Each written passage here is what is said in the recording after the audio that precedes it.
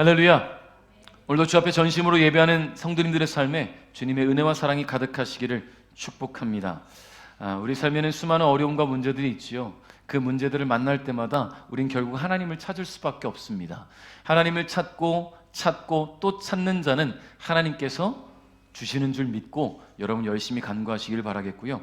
여기서 또 하나 광고를 드린다면 우리 목요일에 그렇게 하나님을 찾는 기도의 시간을 갖고 있어요. 목요 찬양 묵상의 시간에 여러분 굉장히 뜨거운 기도의 시간으로 이어지고 있으니까 여러분 마음에 소원하는 기도의 제목들이 있으신 분들은 꼭 참여하셔서 하나님이 부으시는 은혜의 또 기적의 간증의 주인공 될 수 있기를 바라겠습니다. 자, 말씀 나가겠습니다. 여러분, 사람이 살아가는 데 있어서 꼭 필요한 3요소가 있어요. 어렸을 때 배웠었던 건데 뭐가 있죠? 그렇죠. 다들 학창시절 열심히 공부들을 하셨어요. 그죠? 의식주라는 게 있어요. 자, 그 가운데 의가 뭘까요? 옷이에요. 그죠? 의복을 뜻하는 거잖아요. 여러분, 이 옷의 개념은 다른 동물들과는 좀 차별화된 삶의 요소라고 볼 수 있습니다. 다른 동물도 사람과 마찬가지로 먹는 문제가 필요하지요. 또 지낼 공간도 필요해요. 동물들도 집이 막 있어요. 지난번에 그 연세대에 벚꽃 구경 좀 해보려고 갔어요. 갔더니 그 벚꽃길이 쫙 있는데 그 옆에 나무에 둥지가 굉장히 많은 거예요. 가마우지 떼가 둥지들을 엄청 많이 해놨어요. 그러니까 얘네들이 둥지를 왜 해놨을까요? 둥지가 뭐예요? 집이에요. 그 모습을 보니까 얼마나 경이롭고 징그러운지 모르겠더라고요. 너무 많아. 그러니까 조금 징그럽긴 하지만 얘네들 집이 필요하니까. 그렇죠? 그러니까 동물들에게도 먹는 문제와 사는 문제, 지낼 공간에 대한 문제는 필요합니다. 그런데 어때요? 옷은 어때요? 동물들은 옷을 원래는 입지 않아요. 요즘 자꾸 동물들한테 이 옷을 입히는 모습들이 보이긴 하니까 반려동물들에 대한 사랑 때문에 각별하니까 그럴 수 있겠지만 원래 동물들은 옷을 입지 않아요. 그 자연 그대로의 삶을 살아간다는 말이죠. 자, 그럼 여러분, 인류 최초의 옷은 어떤 용도로 만들어졌을까요? 인류 최초의 옷, 추위를 막기 위해서 만들어졌을까요? 아니면 몸을 보호하기 위해서 만들어졌을까요? 네, 맞아요. 성경이 전하는 인류 최초의 옷은 부끄러움을 감추기 위해서였어요. 누가 만들었습니까? 아니죠. 그 전에 만들었죠. 아담과 하와가 무화과 나무 잎으로 지들이 부끄러워서 감추려고 만들어 입었잖아요. 부끄러워서. 여러분, 아담과 하와가 하나님 말씀에 불순종하고 선악과를 따먹은 뒤에 그들의 눈이 밝아졌어요. 그러고 보니까 자신들이 벌거벗은 것을 인식하기 시작합니다. 하나님의 말씀에 불순종한 것은 결국 교만 때문이었다라는 거예요. 스스로가 하나님과 동등되고자 했던 그 마음에서 비롯된 것이지요. 그래서 아담과 하와는 이 교만 때문에 죄를 짓게 되었고요. 부끄러움을 알게 되어서 황급히 몸을 가릴 옷을 지어 입었어요.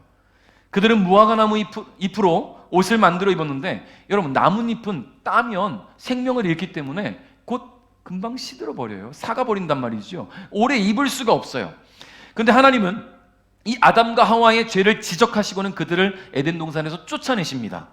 그러나 사랑의 하나님은 그들을 그 벗은 몸 그대로, 부끄러워하는 그 몸 그대로 쫓아내지 않으셨어요.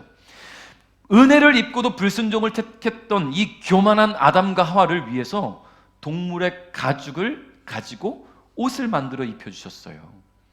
그렇게 사람은 하나님의 은혜로 부끄러움도 감추고 몸을 보호하고 따뜻함을 유지할 수 있는 그런 옷을 입게 되었다라는 거예요. 자, 오늘날의 옷의 용도는 다양하지요.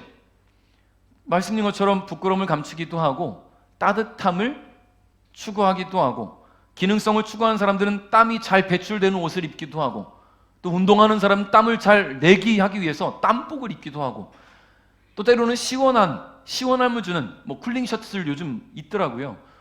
또 겨울 되면 발열 레이도 있어요. 참 세상 좋아졌지요. 자, 이런 다양한 기능성을 추구하는 옷들이 있어요. 또 산에 갈 때는 어떻습니까? 다들 히말라야 가잖아요. 산에 가면 복장만큼은 히말라야 등반하잖아요. 고어텍스 이런 거 신고 그죠? 그런 옷 입고. 여러분, 바다 갈 때는 또 래시가드 입잖아요. 그 래시가드라는 건 도대체 언제부터 생겼는지. 옛날에 홀딱 벗고 가거나 수영복 팬티바림 하나만 가져도 들어갔는데 요즘은 다 갖춰 입잖아요. 기능성에 맞게, 기능에 맞게, 환경에 맞게 옷이 만들어집니다. 또 어떻습니까? 패션을 강조하기 위한 옷들이 또 다양하게 만들어지고 있지요.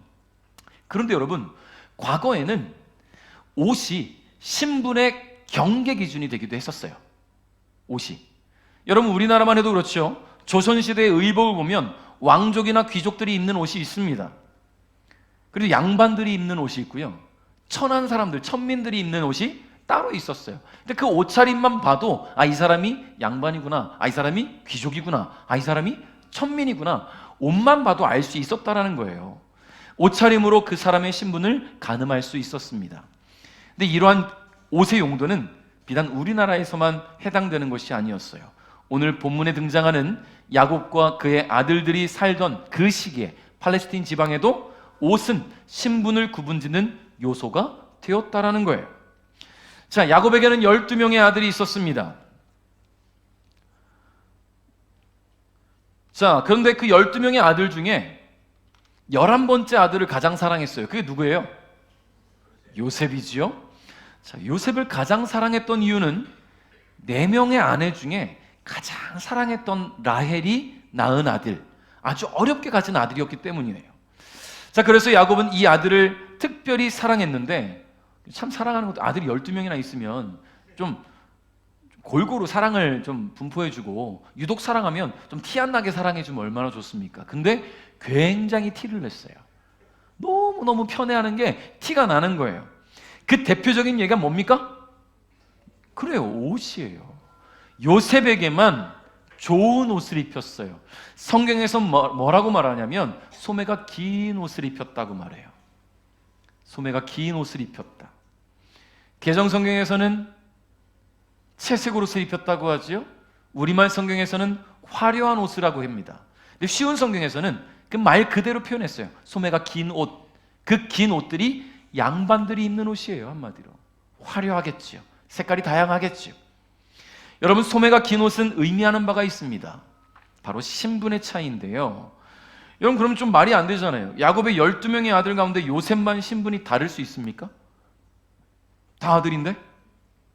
그럼에도 요셉에게만 특별한 옷을 입혔다는 것은 사랑의 차이, 애정의 차이가 분명했다는 것을 보여줘요. 당시 사람들은요, 들에서 양을 치거나 일을 할 때 소매가 길면 일하기 불편했겠지요. 그러니까 소매가 짧은 옷을 입고 일을 했어요. 지저분해질까봐 질질 끌리는 옷을 입고 할 수가 없어요. 그런데 당시에 일하는 그 환경 속에서도, 그런 상황 속에서도 긴 옷을 입은 사람들이 있었습니다. 이 사람들은 뭐 하는 사람들이라고 했습니까? 작업반장, 관리자, 감시자. 일 잘하고 있는지 지켜보는 거예요. 여러분, 저도 예전에 군대 가기 전과 또 군대에서 휴가 나와서 이렇게 가끔 뭐가 다른 거, 일용직을 좀 일을 했거든요. 그럼 일을 하면요, 그 뭐 작업반장들은 같이 뭐 자기 할 일도 하지만 보통 감시를 해요. 잘 하고 있는지 좀 보러 온단 말이지요. 그러면 정말 저같이 성실한 사람들은 열심히 일합니다. 저 성실해요. 왜 그렇게 말씀드릴 수 있냐면, 저기 원주 세브란스 병원 그 기숙사 제가 지었어요. 거기 벽돌 제가 날랐거든요. 제가 그날 일용직 4명이 같이 갔거든요. 둘씩 팀을 짰어요. 근데 저하고 짝이 된 분이 그 당시에 제가 20대인데 50대 아저씨예요. 근데 이분이 너무 성실한 분이야. 그러니까 둘이 짝이 되니까 성실하지 않을 수 없어요. 근데 다른 두 분은 30대 초반의 젊은 청년 형아들, 안 성실해요. 근데 문제가 뭐냐면, 아시는 분들은 아시겠지만 야리끼리라는 말이 있습니다. 모르지요? 남자분들 아시는 분들 계세요. 야리끼리 뭐냐면, 오늘 할 일 요거 끝내면 빨리 집에 가도 돼. 자, 벽돌 이만큼 쌓여져 있어요. 오늘 요거 야리끼리. 그럼 요거만 끝나면 가면 돼요. 근데 진짜 중요한 게요, 내가 성실한 아저씨를 만났잖아요. 너무 성실하게 계속해요. 안 할 수가 없어요. 근데 그 두 아저씨는 우리 한 번, 두 번, 세 번 왔다 갔다 할 때 한 번 내려와. 살슬. 근데 어떻게 해요? 같이 할당된 부분이잖아요. 근데 그 사람들 때문에 늦어지는 거예요. 그래도 4시에 끝나요. 이 성실한 아저씨 때문에. 여러분, 일을 하니까 그렇게 열심히 일하는 사람들이 있고 잘 하고 있는지 감독자가 딱 나오면 그 아저씨들이 막 뛰어내려와. 자신들이 열심히 하는 것처럼 보이기 위해서. 그러니까 감독자는 항상 그 감시자의 눈으로 지켜보고 있다면 이렇게 좀 농땡이 피우는 사람들이 없지 않을까라는 생각이 듭니다. 그렇다고 젊은 제가 그 아저씨들한테 뭐라 할 수도 없고, 그죠? 참 저랑 같이 있는 이 짝이 쥐었던 그 아저씨는 성실하고 또 착하기까지 해요. 아무 말도 안 해요. 어떤 사람과 짝이 되느냐는 굉장히 중요한데 전 그래서 거기서 성실을 배웠습니다. 제가 성실하다는 얘기를 하려고 여기까지 왔어요. 자, 그러니까 일하는 공간에서 소매가 긴 옷을 입은 사람, 관리자는 그래도 돼요. 일을 안 할 거니까. 감시만 하면 되니까. 근데 야곱이 요셉에게만 이런 옷을 입혔단 말이죠. 이게 무슨 말이냐면 요셉, 가장 사랑하는 이 요셉에게 형들을 감시하게 했어요. 형들이 일을 잘하는지 보고 와라. 근데 여러분 생각해 보세요. 요셉이 그 당시에 성경에 보니까 17살이라고 기록되어 있거든요. 정말 이 요셉이 생각이라는 게 있고 좀 개념이라는 게 조금 있으면 아버지를 설득해서 거절했어야 맞는 거 아닙니까? 아버지 어떻게 나만 이 긴 옷을 입고 어떻게 내가 형들을 감시합니까? 아버지 이게 진짜 맞는 일입니까? 라고 해야 되잖아요. 근데 요셉은요, 아싸, 아버지가 나에게 좋은 옷을 입으셨네. 형들을 감시하면 아버지한테 얘기하면 그 사랑이 더 커지겠구나. 요거밖에 생각 못하는 거예요. 한쪽밖에 생각을 못하는 것이지요. 나이가 어리지도 않아요. 17살이면 사리분별 다 되는 나이잖아요. 그런데 요셉은 이기적이고 욕심이 많았습니다. 자기를 향한 그 아버지의 사랑, 편애하고 있는 그 사랑을 더 얻기를 원했어요. 그래서 아버지가 자신을 편애하는 것을 이용해서 형들의 실수와 잘못을 아버지한테 일러 바쳐서 형들로 하여금 아버지에게 혼날 수밖에 없는 그런 상황을 만들어 입힙니다. 자, 누구도 어쩌지 못하는 아버지의 편애, 이것은 곧 요셉으로 하여금 교만을 입게 한 거예요. 교만. 하루는 야곱이 요셉에게 심부름을 시켰습니다. 지난주에 나눴던 이 내용이지요. 요셉은 약 100km 떨어진 세겜까지 가게 되었어요. 아버지의 명령에 순종해서 성실하게 길을 떠납니다. 성실할 수밖에 없었어요. 아버지를 사랑하니까. 아버지의 기쁨이 되기 위해서 길을 떠났습니다. 근데 세겜에서 형들을 만나지 못하고 그곳에서 만난 사람들이 다른 지역을 알려줬어요. 그곳이 어디예요? 도단이라는 곳이었어요. 그죠? 자, 이곳까지 30km 떨어진 도단을 향해 갑니다. 요셉은 성실하게 움직여요. 비록 이기적이고 욕심쟁이의 자기밖에 모르는 철부지였지만 성실성 하나는 인정해야 합니다. 그렇게 홀로 힘들고 고된 여정을 보내면서 요셉은 드디어 형들이 보이는 곳 그 도단에 도착하게 됩니다. 요셉은 굉장히 반가웠을 거예요. 헤브론에서 세겜까지, 세겜에서 도단까지 130km를 그 먼 길을 여러 날에 걸쳐서 혼자 걸어갔으니 그 멀리서 보이는 형들이 얼마나 반가웠겠습니까? 그런데 형들은 아니었다는 거죠. 형들도 멀리서 걸어오는 요셉을 볼 때에 적잖이 놀랐을 거예요. 저 아버지 품에나 있어야 될 놈이 여기 왜 왔지?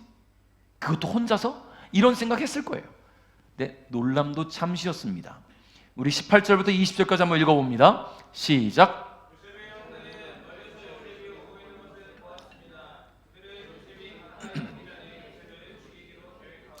서로 이렇게 말했습니다. 꿈꾸는 애가 오는구나. 저 애를 죽여서 그 시체를 웅덩이에 던져 넣자. 그리고 아버지에게는 들짐승이 저 아이를 죽였다고 말하자. 그가 꾼 꿈이 어떻게 되는지 한번 두고 보자. 아멘. 자, 형들, 요셉의 형들은 요셉을 보자마자 똑같은 생각을 하는 거예요. 저놈을 죽이자. 여러분, 요셉은 그들의 동생인데 모든 형들이 동일하게 죽이자라는 생각을 가졌다는 것은 그만큼 눌렸던 서름이 굉장히 컸다라는 이야기가 되겠지요. 여러분, 요셉에 대한 형들의 감정은 부러움과 시기, 질투 따위가 아니었습니다. 증오였어요. 증오. 저놈만 없어진다면 아버지가 나를 더 사랑해 주겠지, 이게 아니라 저놈만 없어진다면 조금 편해지겠지, 저놈만 없어진다면 우리가 조금 설렁설렁 이래도 잃을 사람이 없겠지. 증오밖에 없는 거예요. 요셉 형들은 이 요셉이 가까이 오기 전에 죽이기로 계획을 세웠는데요, 그러면서 뭐라고 말하냐면 꿈꾸는 애가 오는구나 라고 이야기를 해요. 그리고 마지막에 뭐라고 말하냐면 그가 꾼 꿈이 어떻게 되는지 한번 보자. 죽여가지고 웅덩이에 던질 건데 그가 분명히 꿈을 꿨는데 우리가 걔를 죽이는지 웅덩이에 던지는지 그 꿈이 어떻게 되는지 한번 보자. 자, 꿈이라는 단어에 자꾸만 이 형들이 초점이 맞춰졌단 말이에요. 여러분, 우리는 요셉을 꿈쟁이 요셉이라고 많이 말하잖아요. 요셉이 자신이 꿈을 형들에게 말했단 말이에요. 근데 그냥 말한 게 아니에요. 아주 죄송합니다. 자랑질을 얼마나 했는지 몰라요. 37장 7절 한번 읽어볼게요. 37장 7절 시작.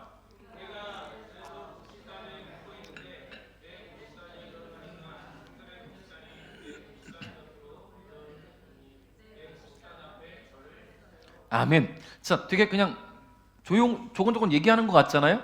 근데 히브리 원문에는 있는데 우리말 성경으로 번역될 때 빠진 한 단어가 있어요. 히브리어 웨힌네라는 단어가 있거든요. 이게 무슨 말이냐면 보라! 라는 말이에요. 자, 이 감탄사예요. 감탄사. 이 감탄사를 넣어서 한번 제가 얘기해 드릴게요. 우리가 들에서 곡식단을 붓고 있는데 보세요, 내 곡식단이 일어서서, 보세요, 형들의 곡식단이 내 곡식단을 몰려들더니 보세요, 내 곡식단 앞에 절을 했어요. 이 말이에요 지금. 근데 지금 보라라는 표현이지만 감탄사 말이란 말이죠. 감탄사, 놀라는 것. 그러니까 이거를 좀 감탄사로 표현해 보면, 형님들 내가 꿈 꿨어요. 우리가 들에서 곡식단을 붓고 있는데 내 곡식단이 일어서는데 형들의 곡식단이 내 곡식단으로 오고 있는데 그 곡식단이 나한테 절을 했어요. 이 말이란 말이에요. 얼마나 형들은 짜증납니까? 이 동생이란 놈이 해가면서. 그러니까 지금 굉장히 중요한 단어를 빼뜨리고 해석을 했단 말이에요. 그냥 보면 그냥 꿈장이 요셉이지만 이 감탄사를 넣어서 하면 진짜 제일 나쁜 아이예요. 그죠? 자, 그러니까 요셉이 자신이 꾼 꿈 때문에 형들의 속을 뒤집어 놨다는 말입니다. 그런데 지금 금쪽 같은 내 새끼처럼 아버지 품에 있어야 할 이 요셉이 안전한 집으로부터 멀고 먼 도단까지 제 발로 찾아왔으니 형들의 증오는 요셉을 죽일 기회라고 생각하게 만들었다는 거지요. 그 마음이 서로 맞아떨어진 겁니다. 그래서 형들은 요셉을 죽이겠다는 마음을 품었어요. 20절에 죽여서 라고 말하는 이 단어, 번역되는 히브리 원어는요, 웨나하르게후라는 단어를 쓰고 있는데요, 이 말은 단순히 죽이자가 아니에요. 도륙하다, 살육하다라는 말이에요.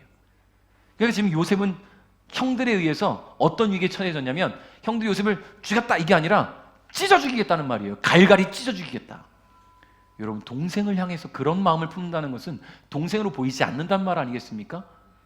분명히 동생인데 동생이 아니에요. 어느 때부터? 형들을 감시할 때부터. 더 이상 동생이 아닌 거예요. 나를 감시하고 내 삶을 회방하는 그런 대적자로 느껴지는 것이죠. 그런데 첫째 르우벤은 곧 마음을 고쳐먹은 듯 보였습니다. 르우벤은 형제들에게 요셉을 죽이지는 말고 웅덩이에 던져 넣어서 혼쭐을 내주자 이렇게 말을 했어요. 그렇게 웅덩이에 던져놓고 형제들이 좀 화가 풀리면 요셉을 조용히 구조해서 아버지께로 데려가겠다라는 생각이었던 것 같아요. 근데 야곱은, 우리가 여기서 중요한 것은 야곱이 요셉을 사랑해서 좋은 옷을 입혔을 뿐이라고 생각할 수도 있겠지만, 그로 인해 요셉이 굉장히 이기적이고 욕심 많은 금쪽이가 되었다는 것을 우리는 잊지 말아야 된다는 거예요. 이 형들과 요셉 사이를 이간질하는 것은 결국 아버지의 편애 때문이었다는 거예요. 다른 형제들은 동생을 죽이고 싶을 만큼의 증오를 품은, 마음으로는 벌써 살인을 몇 번 했는지 모를 거예요. 그런 사람이 된 거지요. 누군가를 향한 편애는 관계를 깨어지게 하고 공동체를 파괴하는 도구가 된다는 것을 여러분 기억하시기를 바라겠고요. 서로 배려하고 사랑으로 품어주는 예수님 닮은 성도가 될 수 있기를 바랍니다.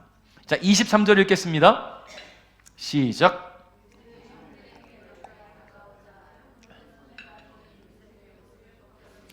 아멘. 자, 요셉이 다가오자 형들이 제일 먼저 한 게 뭐라고요?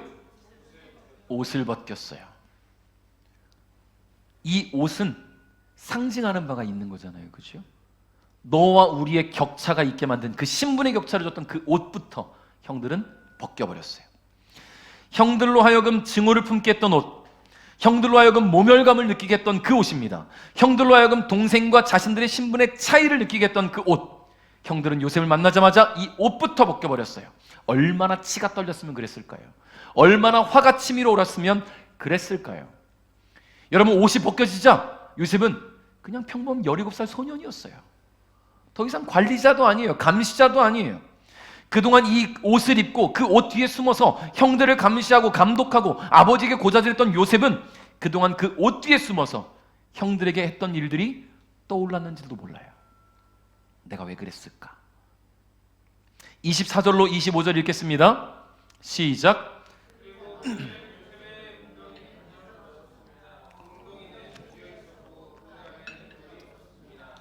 요셉이 웅덩이에 있는 동안 형들은 자리에 앉아서 음식을 먹었습니다. 그들이 고개를 들어보니 이스마엘 사람들이 오고 있는 모습이 보였습니다.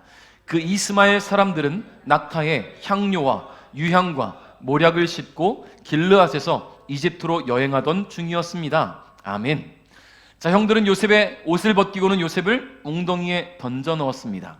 이 팔레스타인 지역은요, 이와 같은 웅덩이가 굉장히 많았어요. 왜 그러냐면 팔레스타인 지역은 물이 굉장히 귀한 곳이란 말이에요. 지하수를 파내기 위해서 파기도 하지만 때때로 가끔씩 내리는 그 비가 저장돼야 되기 때문에 곳곳에 깊은 웅덩이를 팠어요. 자, 만약 비가 와서 물이 차 있었다면 요셉은 그 웅덩이에 들어가는 순간 어떻게 될까요? 익사하겠죠. 죽게 될 겁니다. 그러나 요셉을 던져놓은 웅덩이에는 물이 없었어요. 요셉은 스스로의 힘으로는 웅덩이를 빠져나올 수 없었습니다. 웅덩이는 누군가의 도움이 없이는 나올 수 없는 그런 깊이였기 때문이에요. 여러분 생각해 보세요. 요셉이 얼마나 울고불고 형들에게 소리치며 도와달라고 했을까요? 살려달라고 말했을까요? 지난날의 잘못을 뉘우치면서 용서해달라고 했을지도 모릅니다. 130km의 먼 길을 홀로 걸어온 요셉이 이 웅덩이에서 빠져나오기 위해 안간힘을 써봐도 도무지 방법이 없는 거예요. 형들이 구해줄 생각이 전혀 없기 때문에. 오히려 성경에 보니까요, 너무나도 태연히 형들은 웅덩이 근처에서 자리 잡고 음식을 먹었다고 기록하고 있어요. 이 음식을 요셉이 가져왔는지도 몰라요. 아버지가 잘 보고 오라 했으니까. 그럼에도 불구하고 그 동생, 먼 데까지 온 그 동생을 웅덩이에 빠뜨리고서는 태연하게 밥을 먹습니다. 물론 형들의 마음은 이해가 가요. 얼마나 화가 났으면 그랬을까. 그런데도 지금 너무나도 태연하게 음식을 먹고 있는 모습이 좀 소름 끼치기도 합니다. 그렇잖아요.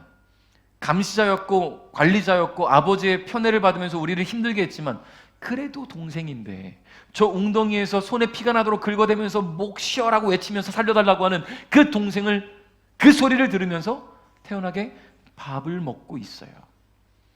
형들은 지금 자신들의 행동에 전혀 죄책감을 느끼지 못해요. 형들의 증오는 언제 끝날까요? 요셉이 죽어야 끝날 겁니다. 형들이 태연하게 음식을 먹고 있을 때 애굽으로 가는 이스마엘 상인들이 눈에 들어옵니다. 그때 유다가 이런 말을 하죠. 26절 27절 한번 읽어볼까요? 시작.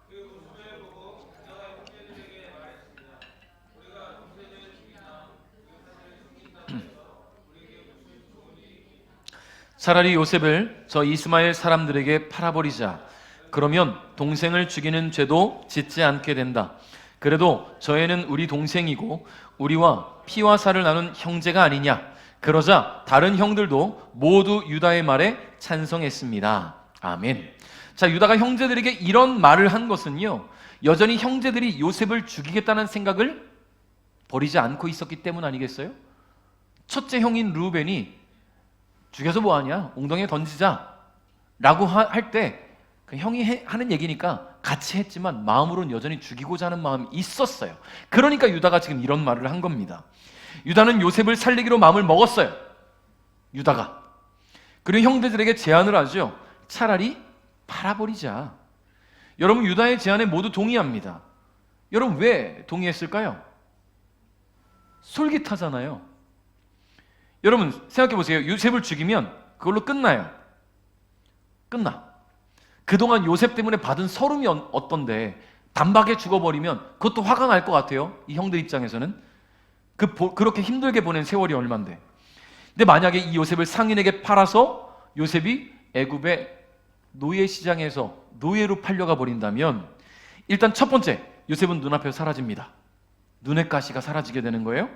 그동안 잘 먹고 잘 입고 자기 하고 싶은 대로 살았던 요셉은 이제 노예로 살아야 돼요. 철저하게 고통 속에 남을 위해서 일하면서 그렇게 살아야 된단 말이죠. 그리고 이 요셉을 팔 때 돈이 생겨요. 그러니까 동의하지 않을 이유가 없습니다. 일석삼조, 그죠? 여러분, 형들은 요셉을 웅덩이에 꺼내서 상인들에게 은 20세겔을 받고 팔아버렸습니다. 여러분 생각해 보십시오. 요셉이 팔려갈 때 네 형님들 제가 팔려갈게요 하고 팔려갔겠어요? 막 울고불고 형님들 뭐 가랭이를 붙잡고 막 옷을 붙잡고 늘어졌겠지요. 그래도 형들은 냉정하게 떼어놓습니다. 형들의 마음을 돌이키기에 요셉은 너무나 이기적이고 못된 동생이었어요. 그가 어떤 옷을 입고 있었기 때문에? 교만의 옷을 입고 있었기 때문에. 여러분, 교만의 옷이 얼마나 무서운 옷인지 몰라요. 나밖에 모르게 만들거든요. 그 옷이 벗겨지는 순간 요셉은 아무도 자기를 지켜줄 수 없었어요. 더 이상 아무것도 자신을 막아줄 수 없어요. 여러분, 그 옷이 벗겨졌다는 것은 벗겨진 편의 흔적이라는 거예요. 더 이상 아무도 이 요셉을 지켜줄 수 없다는 것. 아버지가 입혀줬던 상징적인 의미가 있던 이 요셉의 옷이 벗겨지고 요셉은 그저 철부지 소년에 불과했다라는 거예요. 요셉은 자기 스스로도 지킬 수 없는 연약한 소년이었을 뿐입니다. 그저 아버지의 그늘에 숨어서 아버지가 옷 입혀준 그 옷과 함께 걸치고 있던 요셉의 교만의 옷이 다 벗겨진 거예요. 성도 여러분, 혹시 여러분에게도 남모르게 입고 있는 교만의 옷이 있다면 오늘 벗으십시오. 내가 벗는 게 좋아요. 남이 벗긴다면 얼마나 큰 문제가 올지 몰라요. 혹시라도 나의 인생을 돌아보면서, 지금의 삶을 돌아보면서 내가 나의 교만의 옷 때문에 누군가의 마음을 아프게 했거나 상처를 줬거나, 혹시 이 요셉의 형제들과 같은 그런 사람들이 내 주위에 있을지 모르잖아요. 그러니 나를 돌아보고 기도하고 자신을 좀 잘 자책하면서 내가 입고 있는 그 교만의 옷을 스스로 벗어버리시기를 바랍니다. 29절 30절 한번 읽겠습니다. 시작.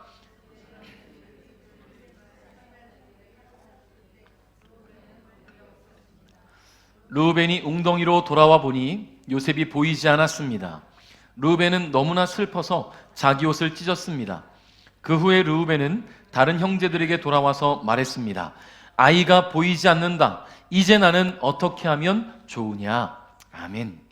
자, 형제들이 요셉을 상인들에게 팔았어요.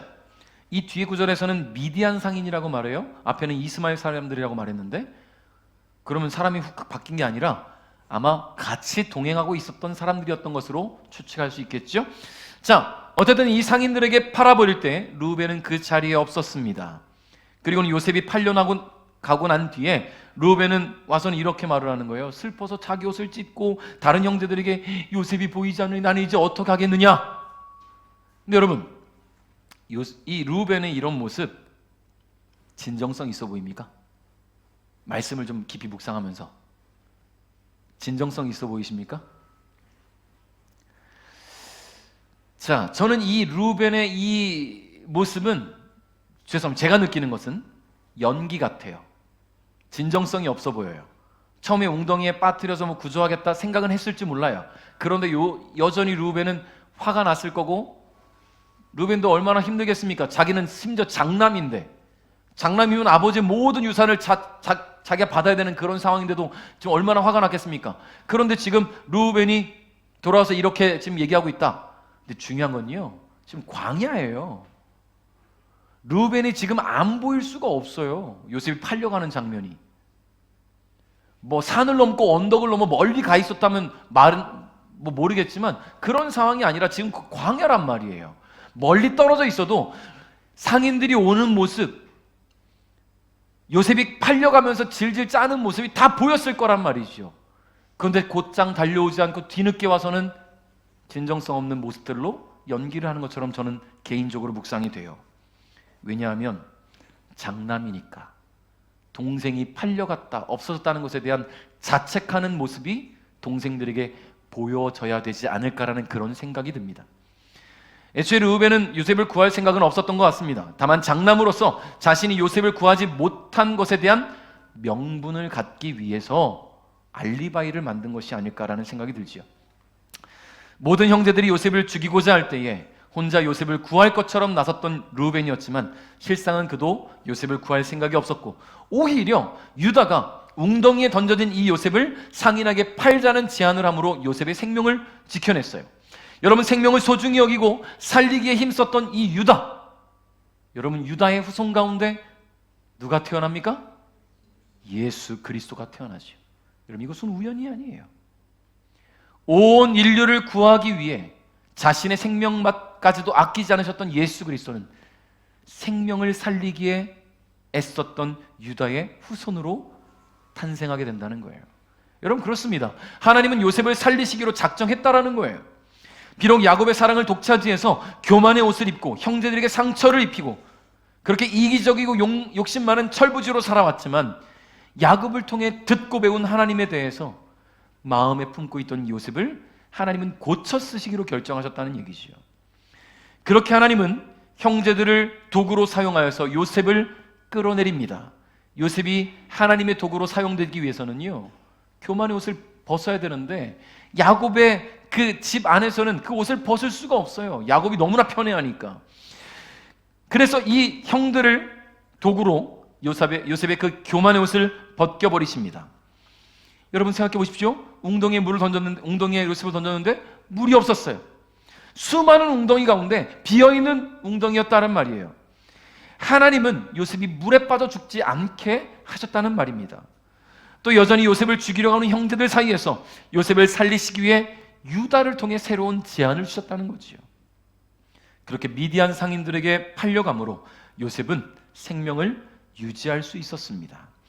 그렇게 요셉을 고쳐 쓰시기 위한 하나님의 계획은 이제부터 실행되기 시작했다는 거예요. 여러분, 제가 지난주 말씀을 나눌 때 이렇게 말씀했어요.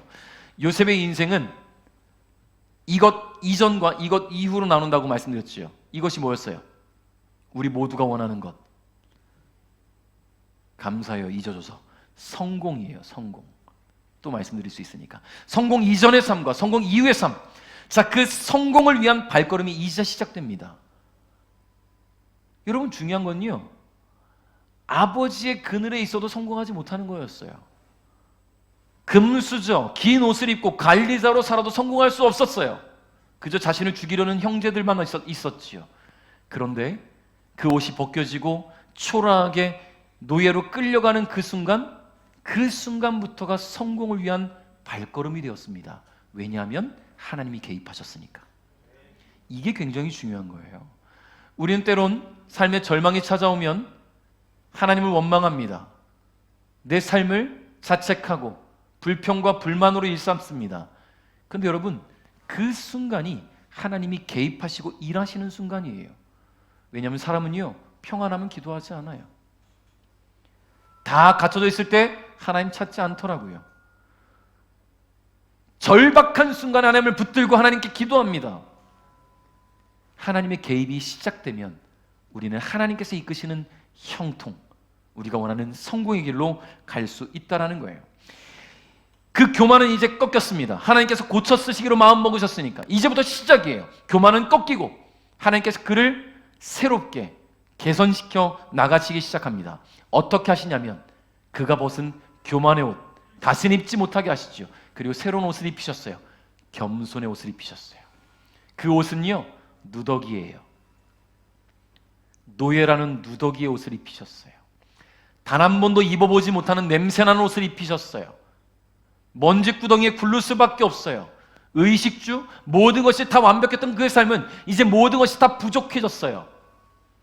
여러분, 그가 지금 끌려가는 그 광야는 아무것도 그를 지켜줄 수 없는, 아무도 그와 함께 할 수 없는, 모든 것이 부족하고 모든 것이 갈급한 곳이에요. 헐벗은 곳이에요. 그러니까 하나님밖에 없는 거예요. 하나님밖에 없는 거예요. 요셉은 끌려가면서도 마음으로 기도했을 겁니다. 아버지로부터 배워왔던 하나님, 자신과 함께 하신 하나님을 부르짖고 또 부르짖었을 거예요. 왜냐하면 이후의 이야기는 다음 주에 계속. 다 말씀드리면 어떻게 해, 그죠? 근데 우리가 알잖아요, 요셉이 어떤 삶을 살았는지, 그죠?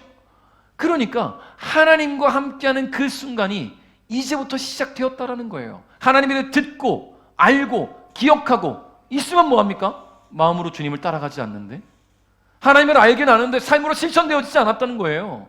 사랑할 줄도 모르고 형제들을 배려할 줄도 모르고 이기적이고 욕심 많았으니까. 근데 이제 하나님을 알게 되죠. 사랑하는 성도 여러분, 하나님은 교만한 자를 그냥 두고 보시지 않습니다.